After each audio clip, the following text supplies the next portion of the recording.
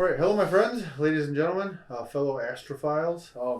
I haven't used the observatory in about 2 weeks, maybe three, because I've been traveling. I've been doing something very exciting that I can't wait to tell you about, but that video is forthcoming and not even close to ready, so you're going to have to stay tuned for that. It's exciting. But as for tonight, we're going to start working on the Needle Galaxy. So we're going to switch from the Hyperstar to the F7 configuration. And I'm just going to go ahead and get started with that. First, take off my sweet homemade hockey tape 3D printed cable router, and I drop that in the snow.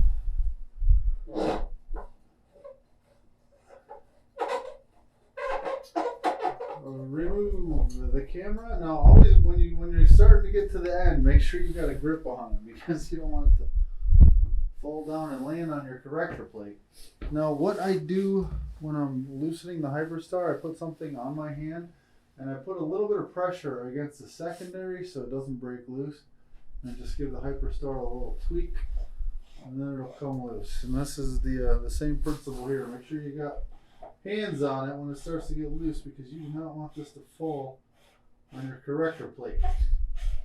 Now, what I am going to do is I'm going to remove the corrector plate completely, and I'm going to take it into the house and wash it because it is filthy, very dirty. And after I get it cleaned and reinstalled, I am going to have to take some time tonight and dial in its position, because I did not document its exact position when I centered it for the Hyperstar. So I'm going to have to play with it a little bit and get it dialed back in so that I do not have any astigmatism, so we can really maximize its performance for planetary viewing in a couple of months here. So I'll take the corrector plate out, give it a good cleaning, and then the plate was kind of down toward this bottom corner, I remember, when I took it off. So I'll put it there, and that will get us in the ballpark hopefully, and then we can start doing test shots.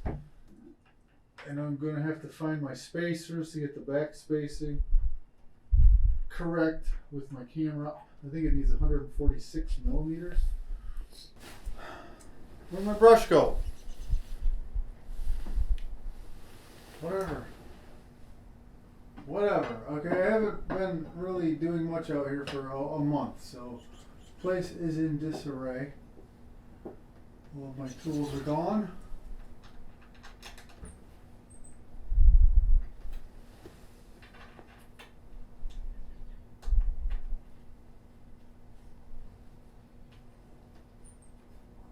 Just give these a little tiny snugging so it doesn't fall out. Now we'll go ahead and put the secondary back in.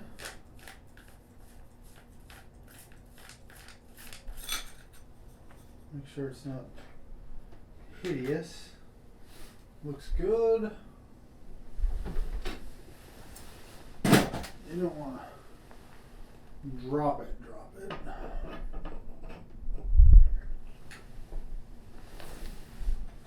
Looks good. I forgot that I made quick collimation knobs for this thing. That's going to be nice.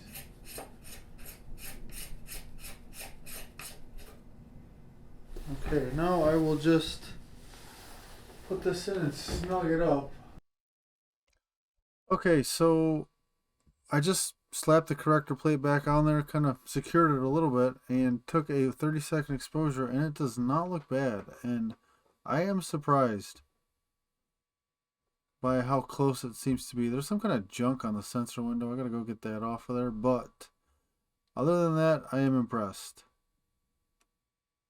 The stars are trailing a little bit because I don't have the dew shield on, so the balance is way off, so it's choppy. So that explains why they're slightly ovoid like this, but overall it looks very good. I'm just gonna go snug everything up and start shooting the blue channel on Needle Galaxy. Okay, just got done shooting the Needle Galaxy for a few nights. Got about 8 hours of luminance, which is what we're looking at right there, and the 3 hours each of red, green, and blue filters. With the Astronomic Deep Sky set, I used the L Pro, the Optolong L Pro for luminance, and the Astronomic Deep Sky RGB set for color. The conversion back to f7 was a lot simpler than I thought it was going to be. I thought the corrector plate position was going to cause the stars to be malformed because of astigmatism. There's a little bit of it when it's defocused, but they're focusing into nice round stars. So I'm gonna have to tune it up a little bit for planetary. I'm pretty sure, but for deep sky, it's good enough. And I was able to. This is the luminance we're looking at, and I was able to combine them all into what I feel is a pretty respectable color image of the Needle Galaxy. I am spoiled rotten by how fast the hyperstar is. This is like, 16 or 17 hours of integration. It's still, the signal to noise is not what I was using, what 16 hours in the hyperstar would be. It's it's not bad. It looks fine, but it's a little bit noisier than I'm used to with especially with the narrowband filters, getting those the really nice contrast and this deeply suppressed background. Yeah, I was pretty heavy on the noise reduction here too, so this isn't, if we look at like our luminance channel, you can see it's much noisier, the background is. But when they're all combined with some noise reduction, it looks good. But yeah, so this is 16 hours on Needle Galaxy, or 17. Yeah, it was 3 each colors and then 8 luminance. Yeah, that's 17 hours of integration, and it looks good. Even got some interesting detail in this guy over here, and lots of little faint fuzzies around here. These are all these are galaxies. It's just crazy.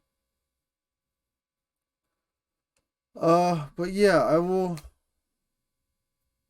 do an update when I tune things up for planetary. And then we'll start doing some stop motion animation of the the rotation of Jupiter and stuff. That'll be fun when it starts getting higher in the sky.